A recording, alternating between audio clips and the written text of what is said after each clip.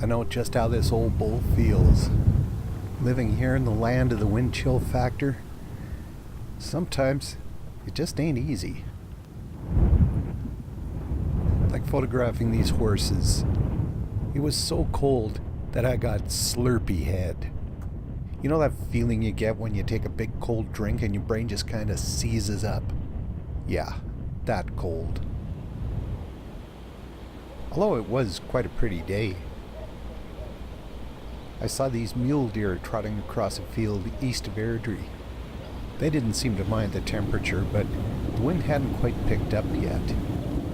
Down the road, though, wind chill. I always find it kind of amazing that a day can look so nice and yet be so bitter.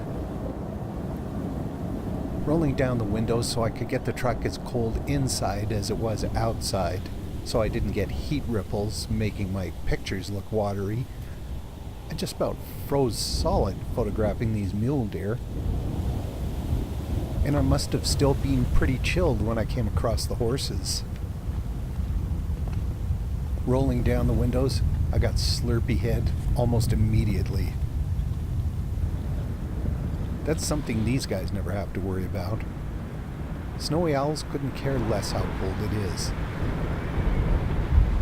They just perch anywhere that they've got a good view, listen for a vole, and pounce.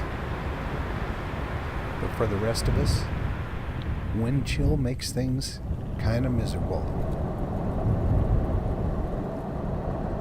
I kept going north and east, down into the Knee Creek Valley, across through Carbon, and up toward Rosebud. The landscape looked lovely. The temperature, not so much. The wind wasn't quite as mean over at Redland. And this horse, frosty though it was, actually seemed pretty comfortable. But then again, it was wearing a coat. They say if you dress for the weather, well, it's not so bad. Serviceberry Creek was steaming where water had made it through a crack in the ice.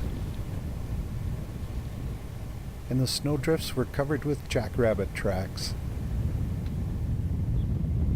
But the day was winding down, so I headed back toward the city. And just as the sun was setting, I came across these horses west of Strathmore.